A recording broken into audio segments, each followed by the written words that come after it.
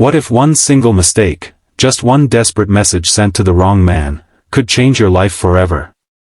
Tonight, you're about to hear the story of a struggling single mom who thought her world was falling apart, until a knock on her door revealed a millionaire who would alter her destiny forever.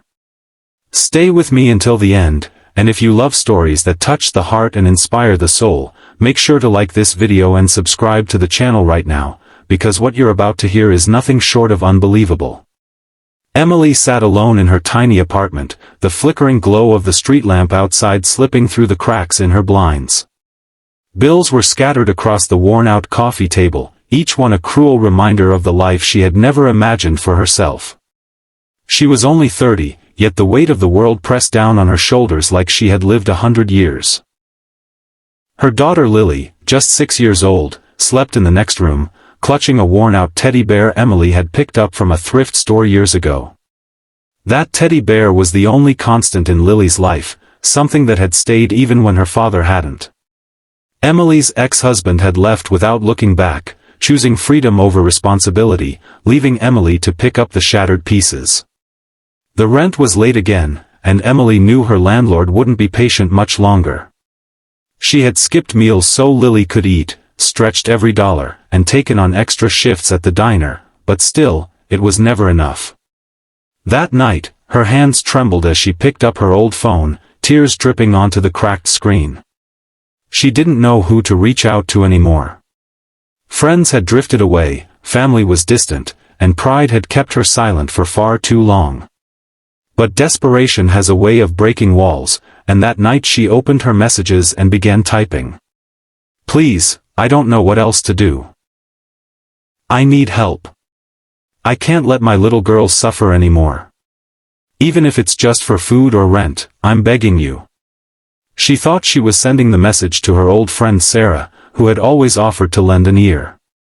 Her mind was clouded with exhaustion and fear, and she didn't even notice she had clicked on the wrong contact. With a shaky breath, she pressed send. Miles away, in a grand mansion on the other side of town, Daniel Carter sat in his study. Daniel was a self-made millionaire, the kind of man people admired from afar. He had built his empire from nothing, pouring sweat and sleepless nights into his work, until now he lived in a world of comfort most could only dream of. Yet behind the polished smile and expensive suits, Daniel carried his own loneliness. He had everything, except someone to share it with. That night, while sipping his coffee and skimming through his messages, his phone buzzed with an unfamiliar text. He almost ignored it, but something in the words stopped him cold. "Please, I don't know what else to do. I need help. I can't let my little girl suffer anymore. Even if it's just for food or rent, I'm begging you." Daniel reread the message 3 times, his heart tightening. This wasn't spam. This wasn't a scam. This was a cry for help, raw and desperate. He didn't know who Emily was, but he couldn't shake the thought of her and her daughter. While most people might have ignored it, Daniel had grown up poor himself. He knew what it was like to go to bed hungry, to watch your mother cry in silence because she couldn't make ends meet. That pain had fueled his ambition, and now, reading Emily's words, it felt like his past was knocking on his heart again. Without overthinking, he replied, "Who is this? Are you safe?" Back in her apartment, Emily froze when her phone buzzed. She realized, with horror, that she hadn't sent the message to Sarah at all. Her cheeks flushed red with embarrassment as she saw the reply. Panic surged through her veins. What had she done? But before she could delete or apologize, another message came through. "Tell me what you need. Where are you?" For a moment she thought it was some cruel prank. Who would care about her? She was just a broke single mom struggling to survive.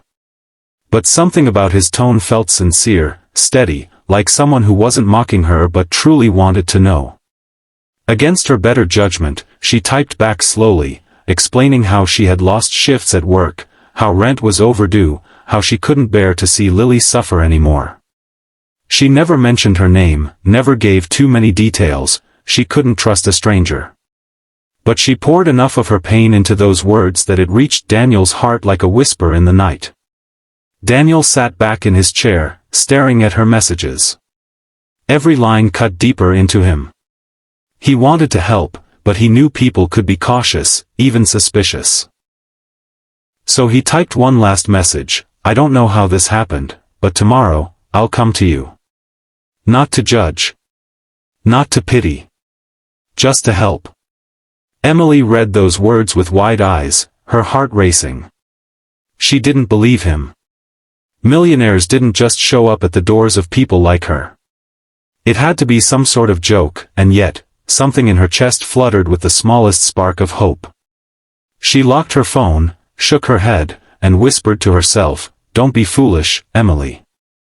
The next morning, Emily went about her routine, weary but determined. She packed Lily's school lunch, just a simple sandwich and an apple, forcing a smile for her daughter. After Lily left for school, Emily sat at the kitchen table with a cup of weak coffee, staring at the bills again.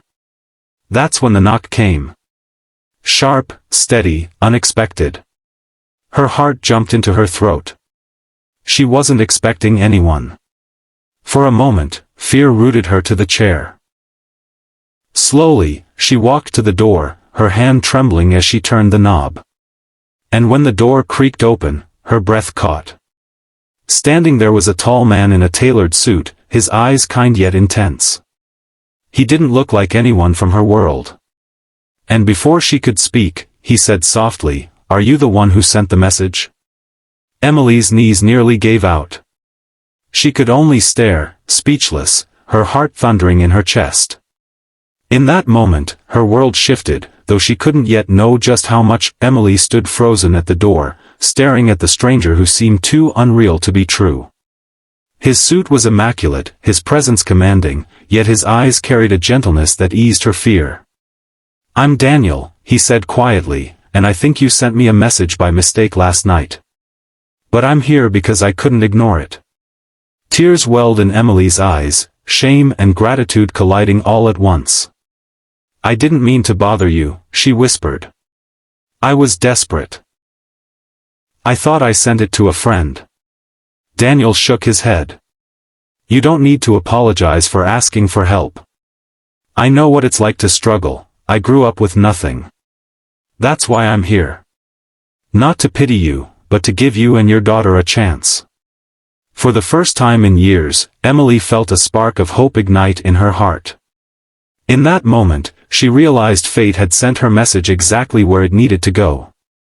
Sometimes, the wrong number is the right miracle. If this story touched your heart, don't forget to like this video and subscribe to the channel for more inspiring stories. See you in the next one.